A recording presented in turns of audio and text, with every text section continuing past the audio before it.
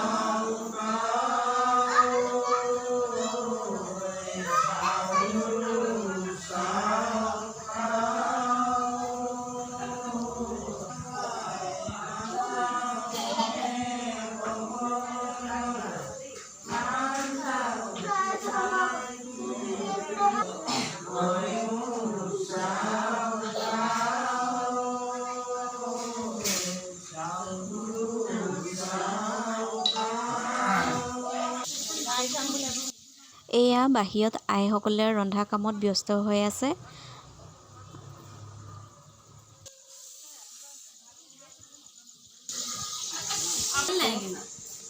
আমাৰ কেইবাটাও আইটেম বনালে, আমৰিতো কি আইটেম বনালে কৈ দিয়ক এতিয়া। এইখিনি মুৰ্গী মাংস, আলু ড্ৰাই ফ্ৰাই। কি হ'ল? আলু আৰু গাজৰ। আৰু এইখিনি দালি, কচু, ঔটেঙা। দেখুৱাই দিব লাগিব এতিয়া। এইখিনি দালি, কচু, ঔটেঙা, কোমোৰা, হাঁহ মাংস। হাঁহে কোমোৰাই।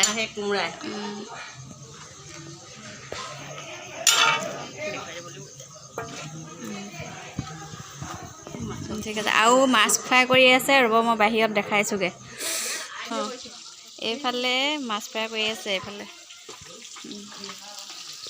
দেখাই